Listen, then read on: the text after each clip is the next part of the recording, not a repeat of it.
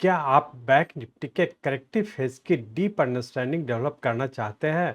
क्या है new wave framework के अंदर जिगजैग्स और अदर डिफरेंट करेक्टिव पैटर्न? क्या है कैपिटल को सेफ रखने के रिस्क मिटिगेशन स्ट्रेटजी? नमस्कार दोस्तों, स्वागत है आपका डॉक्टर संजय वेब के यूट्यूब चैनल में। दोस्तों, आज मैं doctor Sanjay Sinha, technical analyst working on new wave since last 28 years.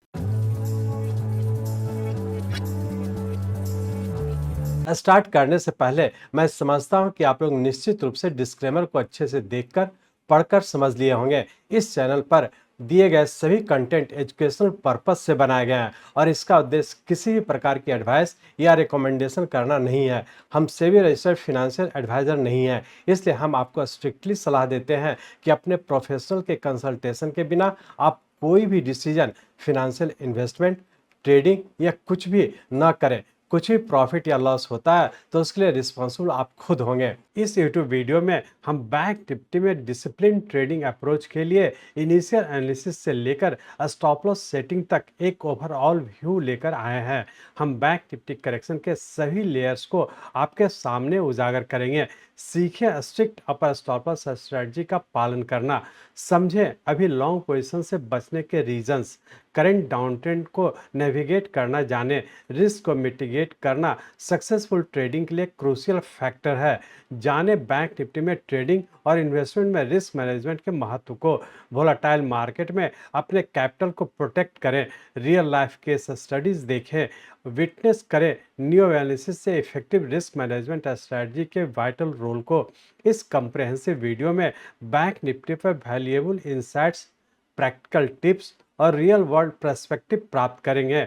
चाहे आप एक एक्सपीरियंस ट्रेडर या इन्वेस्टर हो या ट्रेडिंग वर्ल्ड में अभी बिगिनर, इस यूट्यूब वीडियो का कंटेंट सबके रिक्वायरमेंट को फुलफिल करेगा। चूके नहीं, इस एक्साइटिंग यूट्यूब वीडियो में हमारे साथ जुड़े, वीडियो का फायदा लें और ट्रेडिंग कर्व्स में सबसे आगे रहें। तो बिना देरी किए और इन सभी चीज़ों को समझने के लिए चलिए हम लोग चलते हैं बैंक निफ्टी के रियल टाइम चार्ट पर। ये बैंक निफ्टी का हम लोग का डेली चार्ट है। इस डेली चार्ट में हम लोग देख रहे थे कि यहाँ पे हम लोग का एक 9th वेव पूरा करके प्राइस वाइज करेक्शन हुआ, जो कि हम लोग का 4 जून 2024 पे कंप्लीट करके और पुनः यहाँ से हम लोग फिर से एक राइजिंग ट्रेंड में इंटर कर चुके थे। यहाँ पर इस टाइम के वीडियो में आप लोग देखे होंगे कि यहाँ से हम लोग का वेरी शॉर्ट टर्म और शॉर्ट टर्म दोनों टाइम फ्रेम के राइजिंग ट्रेंड में इंटर कर चुका था। और एग्जैक्टली हम लोग यहाँ पे देख रहे हैं कि हम लोग का वेरी शॉर्ट टर्म और शॉर्ट टर्म दोनों टाइम फ्रेम का राइजिंग ट्रेंड पूरा करके नीचे की ओर कंटिन्यू कर चुका है। तो हम लोग ये कह सकते हैं कि 4 जून 2024 से हम लोग का वेरी शॉर्ट टर्म का एक राइजिंग ट्रेंड जो कि जून 2024 को पूरा किया, जिसमें रफली हम लोग का 15 डेज का टाइम लगा, जबकि 27 जून 2024 से लेकर के 9 सितंबर 2024 तक एक वेरी शॉर्ट टर्म के करेक्टिव फॉल में थे, जिसके तहत हम लोग का 12th वेव इस पॉइंट पे कंप्लीट किया। और पुनः यहाँ पे से हम लोग देख रहे हैं कि 9 सितंबर 2024 से लेकर के 26 सितंबर 2024 तक का हम लोग का रफली 14 डेज का एक वेरी शॉर्ट टर्म का राइजिंग ट्रेंड था, जो कि हम लोग का यहाँ पे 13th वेव के फॉर्म में कंप्लीट करके और यहाँ पे हम लोग का पैटर्न कंफर्म किया। जैसा कि आप लोग जानते हैं कि पैटर्न कंफर्मेशन हम लोग का 2 स्टेज में होता है और दोनों स्टेज यहाँ पे फुलफिल कर चुका है। ये इंडिकेट कर रहा है कि इधर से हम लोग का जो राइजिंग ट्रेंड कंटिन्यू किया था, यहाँ पे हम लोग का 13th वेव में पूरा करके और फिर से हम लोग करेक्टिव फॉल में इंटर कर चुके हैं। अब हम लोग ये देखने की कोशिश करेंगे कि यहाँ पे जब हम लोग का पैटर्न कंफर्म किया, ये इंडिकेट कर रहा है कि अभी जो भी राइज होगा ये करेक्टिव राइज होगा और करेक्टिव राइज पूरा करके पुनः फिर से नीचे ही रहने की संभावना है। तो हम लोग ये कह सकते हैं कि वेरी शॉर्ट टर्म में हम लोग का जो 26 सितंबर 2024 से कंटिन्यू किया नीचे की ओर, ये वेरी शॉर्ट टर्म के हम लोग के डाउन ट्रेंड में है।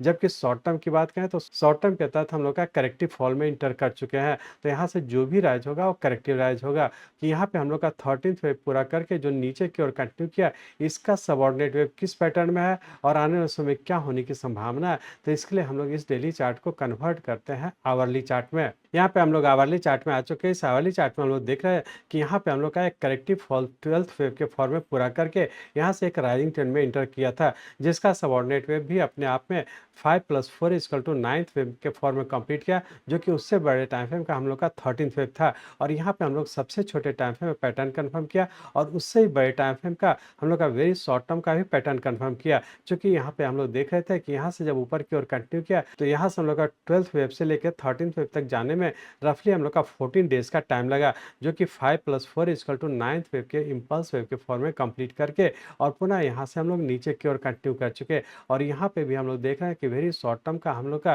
पैटर्न कंफर्म किया।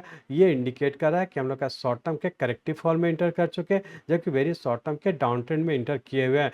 तो यहाँ पे हम लोग देख पा रहे हैं कि यहाँ से जब ऊपर की ओर कंटिन्यू किए थे तो इसमें हम लोग का 14 डेज का टाइम लगा, जबकि इसके बाद जब नीचे का पैटर्न कंफर्म किया तो इसमें हम लोग का रफली 6 डेज का टाइम लग चुका है। अब हम लोग ये देखेंगे कि यहाँ पे हम लोग का पैटर्न कंफर्म करने के बाद इसका सबऑर्डिनेट वेव किस पैटर्न में है और आने वाले समय में क्या होने की संभावना है। इस आवरली चार्ट को हम लोग कन्वर्ट करते हैं 30 मिनट के चार्ट में। यहाँ पे हम लोग 30 मिनट के चार्ट में आ चुके। इस चार्ट में हम लोग देख रहे हैं कि यहाँ से जब करेक्टिव फॉल हो रहा था, जिसके तहत नीचे का ए, बी और सी वेव इस पॉइंट पे पूरा करके यहाँ पे हम लोग का एक्स वेव का फॉर्मेशन हुआ और पुनः हम लोग का नीचे का ए, बी और सी यहाँ पे हम लोग का डबल जिगजैग के पैटर्न में हम लोग का इस पॉइंट पे पूरा किया। और यही इस बड़े टाइम फ्रेम का हम लोग का पैटर्न कंफर्मेशन था, जो कि वेरी शॉर्ट टर्म का भी हम लोग का पैटर्न कंफर्म किया और उसका पुनः यहाँ से हम लोग ऊपर की ओर कंटिन्यू कर चुके।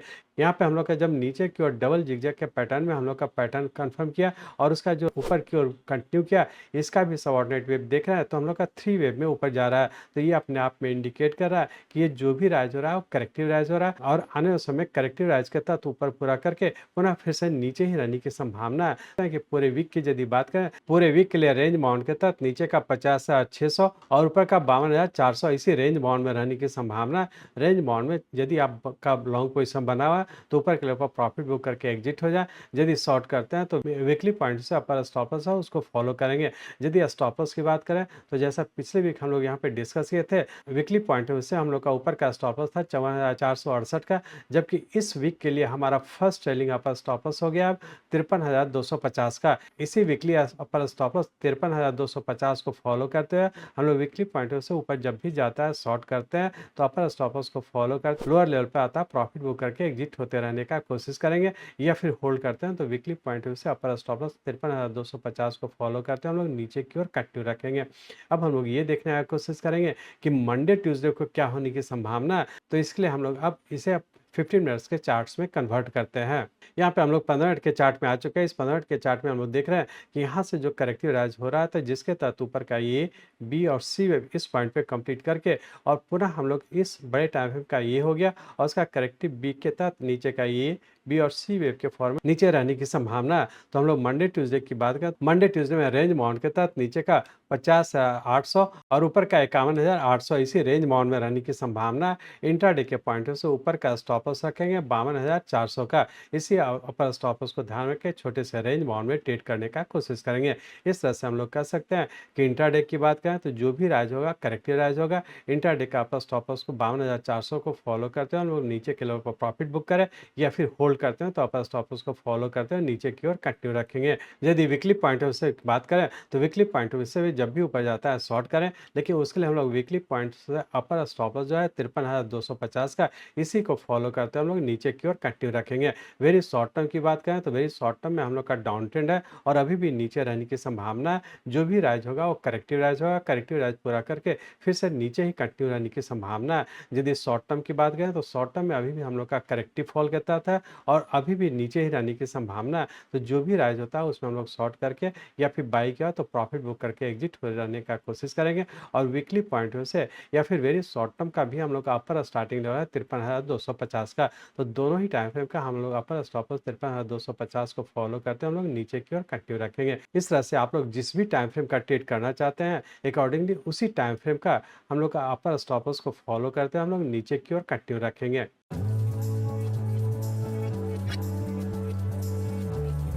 मैं चाहता हूं मेरे जीवन का लक्ष्य है कि नियो एनालिसिस के नॉलेज से इस मार्केट में कोई भी लूजर ना हो। इसको आप सीखें, लोगों को सिखाएं, लोगों को मदद करिए। हमारे साथ जुड़े रहने के लिए, आज के वीडियो को ध्यानपूर्वक अटेंड करने के लिए, इसे दूसरों तक पहुंचाने के लिए आप सबका हृदय से बहुत बहुत धन्यवाद। जय हिंद।